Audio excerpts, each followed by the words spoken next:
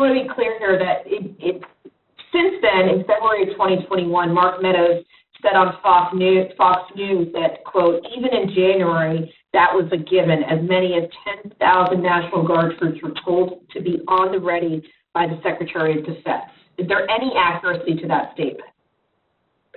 I'm not from my perspective. I was never given any direction or order or knew of any plans of that nature. So I was surprised by seeing that publicly, but I don't know the context or even where it was.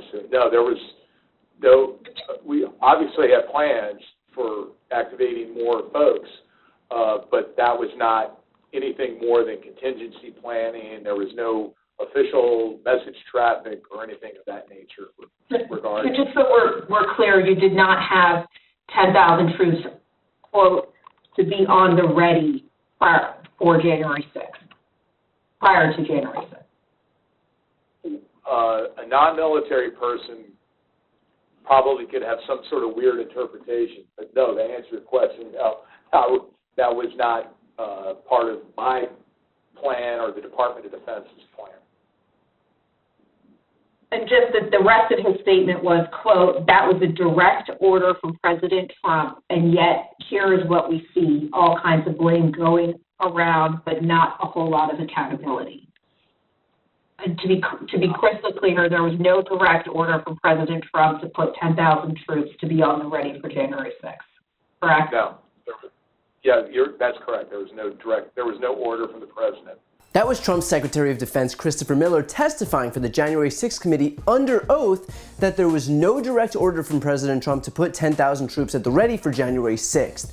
And why did the January 6th committee decide to release this particular piece of information? Because Republicans, in their desperation to obfuscate the facts and continue to try and blame that day on anyone but Trump, have decided that somehow Trump did order thousands of troops to the Capitol and that request was also somehow blocked by Nancy Pelosi.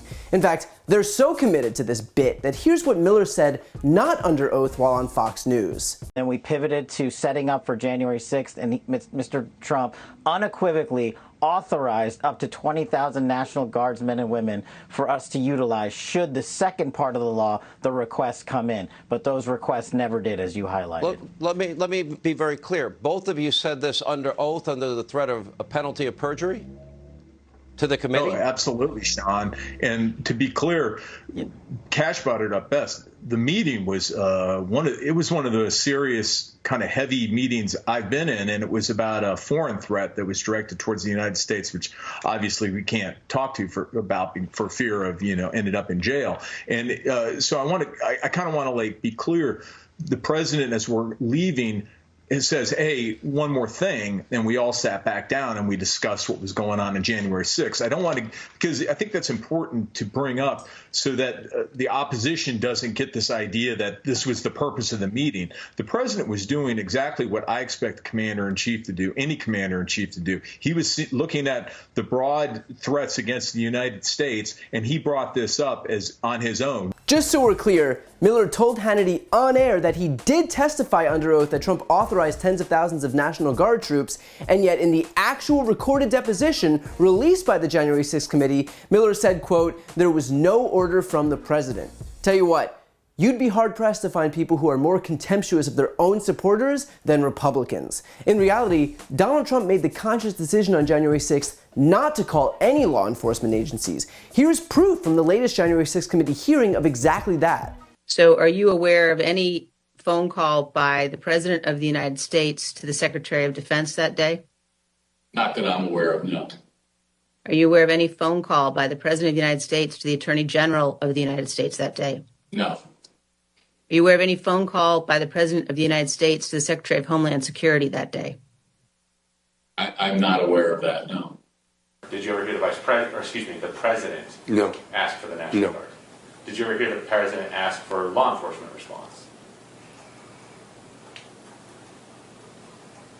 No. We know from the employee that the TV was tuned to Fox News all afternoon. Here you can see Fox News on the TV showing coverage of the joint session that was airing that day at 1:25.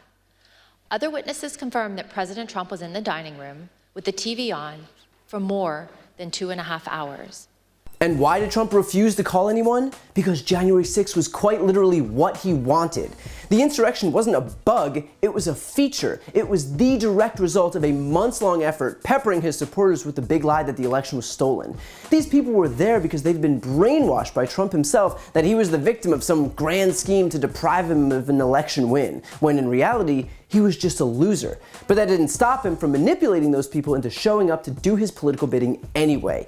He knew that if he can send them off to the Capitol to try and pressure Mike Pence into unilaterally blocking certification of the election, which Pence had zero power to actually do, then he had his best shot at illegally retaining the presidency. And so why would he call them off when they were doing exactly what he needed them to do? He wouldn't. Again, the events of January 6th weren't an accident, they were the result of a carefully orchestrated scheme to get a bunch of brainwashed marks to do Trump's political bidding. And that's the important point to remember, because these Republicans like Sean Hannity, like Christopher Miller, like Donald Trump himself, would love nothing more than to pretend that the real issue here is the security failures at the Capitol, and not what the security failures were in response to.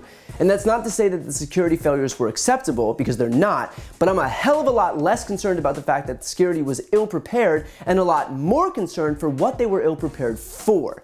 If you're suggesting that the real issue in all of this is the response to the coup attempt and not the actual coup attempt, then congratulations, you're helping the guys who sought the coup attempt. Consider too, despite the fact that Christopher Miller and most likely Sean Hannity know that they're peddling lies to their own audience, the fact is that they know full well that if and when their position is ultimately proven false, as was the case with the January 6th committee releasing the actual deposition audio, the fact check or the correction won't actually ever reach their supporters.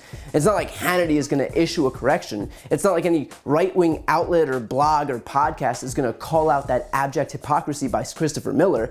The point isn't actually the truth. The point is feeding the narrative. It's convincing as many people as is humanly possible that Trump was the hero in January 6th through whatever means necessary, even by concocting a fairy tale that he did the exact opposite of what he actually did. The goal here is simply to manipulate their viewers by any means necessary. So beware of propagandists like these former Trump administration officials and Fox hosts who are employing the exact same disinformation efforts now as the ones that led to the insurrection in the first place.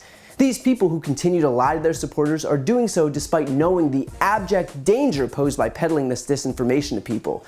The fact that they can see an event like January 6th, caused solely by disinformation, and follow that by spewing yet more disinformation, goes to show that January 6th wasn't an accident for these people, it was a blueprint. And they'll continue to employ that exact same strategy in hopes that next time, with the right people in charge and having purged their airwaves of anyone with integrity, they'll be able to succeed where they'd once failed. So pay attention to this space, because the threats facing our democracy are only getting stronger.